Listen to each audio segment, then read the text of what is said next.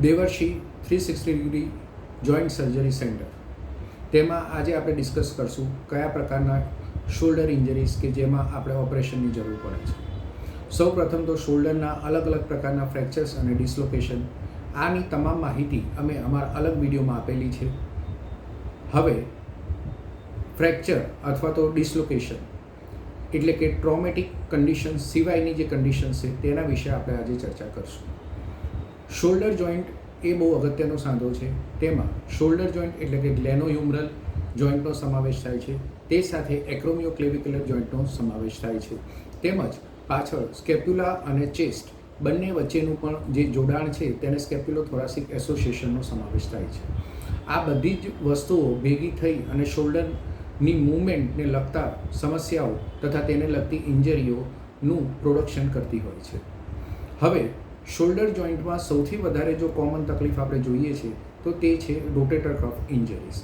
Rotator કફ injury એ વધારે પડતા સ્નાયુના વપરાશ, ખોટા વપરાશને કારણે તેના માટે જે ઇન્ટરનલ ઇમ્પિંજમેન્ટ એટલે કે એના સ્કેપ્યુલોથોરાસિક મૂવમેન્ટ અથવા તો ખભાની એબનોર્મલ મૂવમેન્ટને કારણે પણ આ થતી હોય છે. આ વિશે રોટેટર કફ એ શરૂઆતમાં જ્યારે થતું હોય છે ત્યારે જ આપણે તેને નિવારવું જોઈએ, કેમ કે સામાન્ય જો રોટેટર કફની ઇન્જરી હોય અથવા તો ટેન્ડિનોસિસ હોય કે જેમાં 4 મસલ્સનો સમાવેશ થાય છે, જેમાં સુપ્રાસ્પાઇનેટસ મસલ, સબસ્કેપ્યુલરિસ મસલ, ઇન્ફ્રાસ્પાઇનેટસ મસલ અને ટેરેસ માઇનર મસલનો સમાવેશ થાય છે. સૌથી વધારે ઇન્જરી એ સુપ્રાસ્પાઇનેટસ અને ઇન્ફ્રાસ્પાઇનેટસમાં જોવા મળે છે. સબસ્કેપ્યુલરિસ ઇન્જરીઝ પણ ઘણી કોમન હોય છે.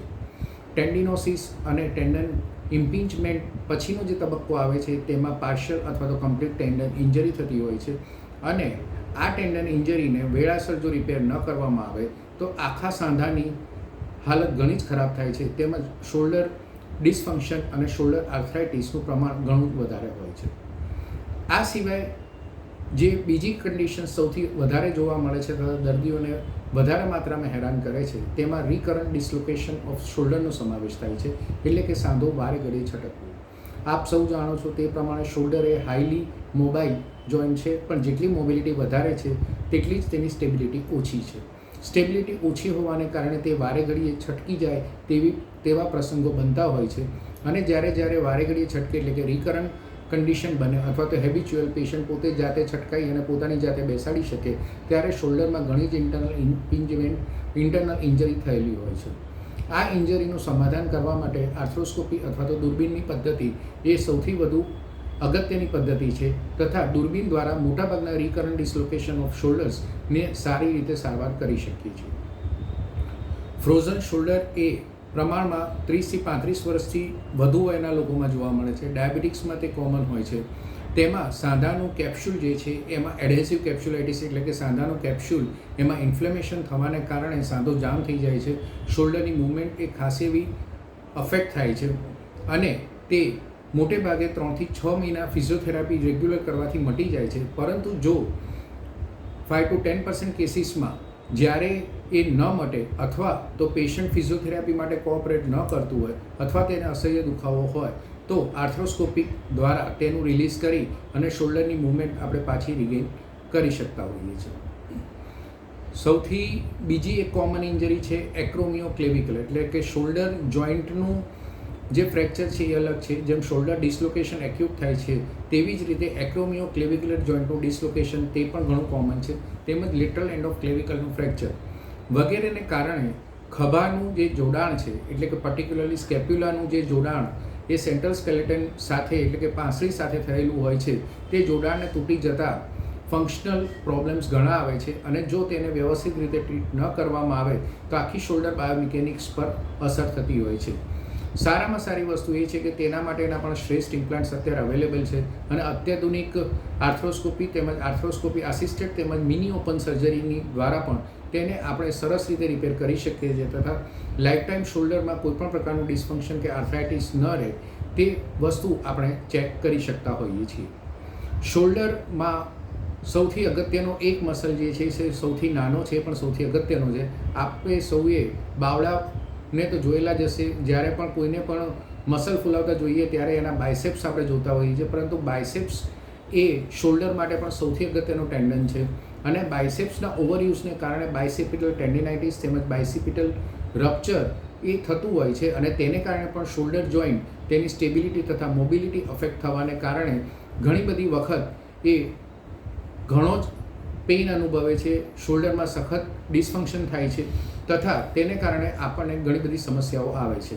આથી બાયસેપ્સ ટેન્ડનનું ટેન્ડિનાઇટિસ, તેનું રપ્ચર વગેરેનું પણ સમયસર નિદાન થાય તથા તેની સારવાર સમયસર થાય તે વસ્તુ પણ એટલી જ અનિવાર્ય અથવા તો જરૂરી હોય છે. શોલ્ડર જોઈન્ટની અંદર ઘણા બધા લિગામેન્ટ્સ હોય છે. આ લિગામેન્ટને કારણે પણ જ્યારે ડિસ્લોકેશન ન થાય તે પહેલાં શોલ્ડર ઇન્સ્ટેબિલિટી થાય છે. આ ઇન્સ્ટેબિલિટી એન્ટિરિયર ઇન્સ્ટેબિલિટી એટલે કે આગળના ભાગની ઇન્સ્ટેબિલિટી જે પર્ટિક્યુલરલી બોલર્સમાં જોવા મળે છે અથવા તો ઓવરહેડ એથ્લીટ્સમાં જોવા મળે છે. પોસ્ટિરિયર ઇન્સ્ટેબિલિટી પણ હોય છે તેમજ ઘણી વખત મલ્ટી ડાયરેક્શનલ ઇન્સ્ટેબિલિટી પણ જોવા મળે છે.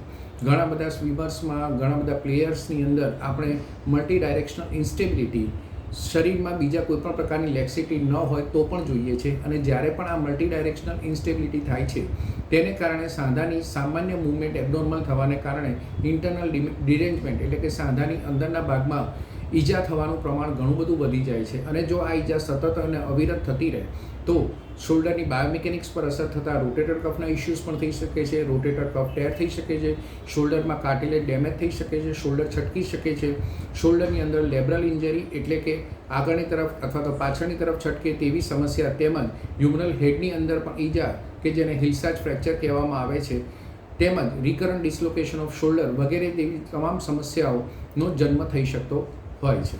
આ સિવાય જ્યારે પણ રિપીટેડ ઇન્જરીઝ થતી હોય છે, ઇન્સ્ટેબિલિટી, તેને કારણે આર્થરાઇટિસ થવાને કારણે એડેસિવ કેપ્સ્યુલાઇટિસ પણ થઈ શકે છે તેમજ શોલ્ડર નાની ઉંમરમાં ઘણો જ ખરાબ થઈ જતો હોય છે. આથી મલ્ટી ડાયરેક્શનલ ઇન્સ્ટેબિલિટી હોય કે કોઈપણ પ્રકારની ઇન્સ્ટેબિલિટી હોય તો અનુભવી ડૉક્ટર કે જે પર્ટિક્યુલરલી શોલ્ડર સર્જન તરીકે કામ કરતા હોય, વર્ષોથી આર્થ્રોસ્કોપી તેમજ ઓપન સર્જરીઝમાં જેમને ઘણો બધો અનુભવ હોય તેમની સલાહ લઈ જરૂરી રિપોર્ટ્સ જેમ કે functional reports, functional analysis, X ray, CT scan અને MRI દ્વારા શોલ્ડરની ઇન્સ્ટેબિલિટીનું ચોક્કસ નિદાન કરી એને સમયસર તેની સારવાર કરવામાં આવે તે ઘણું જરૂરી છે. મિત્રો, એક વસ્તુ આપણે ભૂલવી ના જોઈએ કે જ્યારે પણ માણસ હતો એ માણસ બે હાથે કામ કરવા માટે તેના બોડીમાં એડેપ્ટેશન થયા હતા. આથી શોલ્ડર જોઈન્ટ એ બહુ જ અગત્યનો જોઈન્ટ છે અને જો શોલ્ડર જોઈન્ટને સમયસર સાચવવામાં ન આવે, તેની ઇન્જરીનું પદ્ધતિસરનું નિરાકરણ ન કરવામાં આવે તો આગળ જતાં ઘણી જ સમસ્યાઓ થઈ શકે છે. આભાર.